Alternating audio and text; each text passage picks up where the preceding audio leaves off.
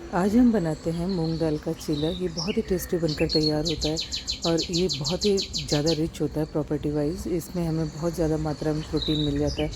तो आज हम जो इसकी स्टफ़िंग बनाने वाले हैं ना, वो बहुत टेस्टी सी बनाने वाले हैं।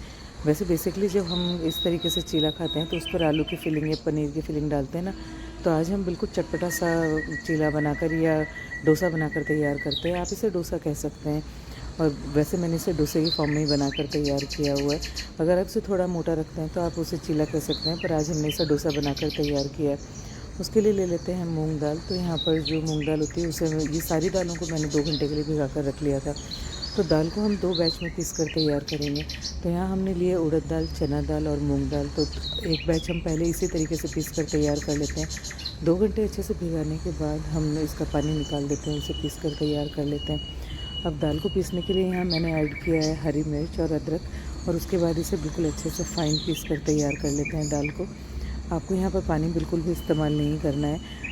बस साइड से जब ये अगर आपको पीसने में इसको दिक्कत आती है ना, तो साइड से इस जार में जो दाल साइड में आ जाती है उसे आप बीच में लाते रहें और उसके बाद पीस कर तैयार कर लें।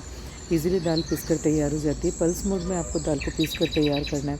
तो इस तरीके से हमने एक बैच को पीस कर तैयार कर लिया है। इसे हम थोड़ा सा ट्विस्ट देने वाले हैं। तो इस तरीके से जो हम डोसा बनाते हैं ना, वो टेस्ट में बहुत ही अच्छा लगता है और हाई प्रोटीन होता है। तो वैसे भी हम इसे मॉर्निंग में नाश्ते में शामिल कर सकते हैं। तो दाल को पीसने के बाद अब दूसरा बैच जो हम पीस रहे हैं उसमें डाल लिए हमने मूली के पत्ते। तो मूली के जो बिल्कुल छोटे छोटे पत्ते आते हैं ना, बिल्कुल बारीक कट कर आपको इन पत्तों को यहाँ पर ऐड कर लेना है। मूली के पत्तों को अच्छे से पीसने के बाद जो हमने बैटर तैयार किया है, उस बैटर को हम डाल लेते हैं। जो हमने प्रीवियसली बैटर बना कर तैयार किया था ना, उसी में इसको ऐड कर लेते हैं और उसके बाद इसे अच्छे से हम फेंट कर तैयार करेंगे। ऐड कर लेते हैं पसंद के अनुसार इसमें नमक। आप कम ज़्यादा जो भी नमक खाना पसंद करते हैं वो आप यहाँ पर ऐड कर सकते हैं। और मिर्च जो आपने डाली है ना, वो आपको कितना स्पाइसी डोसा बनाना है उस अकॉर्डिंग आप यहाँ पर मिर्च और अदरक का इस्तेमाल कर सकते हैं। अब यहाँ दोनों दालों को जो हमने मूली के पत्ते डाल के दाल को पीस कर तैयार किया हुआ था ना, उसको हमें फेंट कर तैयार करना है। तो आप हाथ से भी इसे तकरीबन 5 से 7 मिनट के लिए फेंट कर तैयार कर सकते हैं। पर 5 से 7 मिनट हो सकता है किसी को प्रॉब्लम हो दाल को फेंटने में, तो आप इस तरीके से इलेक्ट्रिकल बीटर का भी इस्तेमाल कर सकते हैं। थोड़ी देर में अच्छे से फ्लफ़ी से फूल कर तैयार हो जाती है। जब दाल को हम अच्छे से फेंट लेते हैं ना, तो बिल्कुल फ्लफ़ी हो जाती है और उससे हम अगर डोसा बनाएं, इडली बनाएं या कोई भी आप किसी भी तरह की कोई रेसिपी को जब इससे बनाते हैं ना, तो ये बहुत टेस्टी बनकर तैयार होती है और बहुत लाइट रहती है। तो अब इसकी स्टफ़िंग के लिए ले लेते हैं यहाँ पर प्याज, शिमला मिर्च, दोनों तीनों तरह की आप इस्तेमाल कर सकते हैं। फिर लेते हैं यहाँ टमाटर, उसके बाद थोड़े से मूली के पत्तों को और आप यहाँ पर ऐड कर लें। पसंद के अनुसार डालते हैं इसमें स्पाइसेस। तो यहाँ मैंने बेसिकली नमक और मिर्च का इस्तेमाल किया है। आप यहाँ पर चाट मसाला, गरम मसाला, भुने जीरे का पाउडर, सारी चीज़ों का इस्तेमाल कर सकते हैं। टेस्ट इज़ योर्स, आप जो पसंद करते हैं वो यहाँ पर इस्तेमाल कर सकते हैं। इस तरीके से सारे मसालों को डालने के बाद हम इसे अच्छे से मिक्स कर लेते हैं। उसके बाद हम डोसा बनाकर तैयार करेंगे। तो काला नमक या आप यहाँ पर चाट मसाला डालना चाहते हैं, वो सारी आपकी अपने पसंद के, अपनी चॉइस पर डिपेंड करता है। अच्छे से मसालों को हमने यहाँ पर मिक्स कर लिया। उसके बाद चलते हैं कुक टॉप के पास।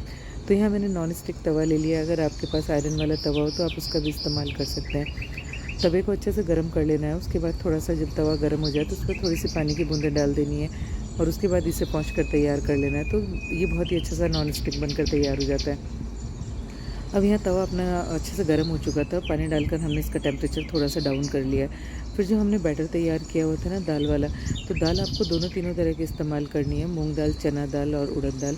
तो आप जितनी क्वांटिटी में बनाना चाहते हैं उस क्वांटिटी में तीनों का पोर्शन ले लें और उसके बाद आप इसे भिगा कर छोड़ दें। जब अच्छे से भीग जाए तो अच्छे से आप इसे पीस कर तैयार कर लें।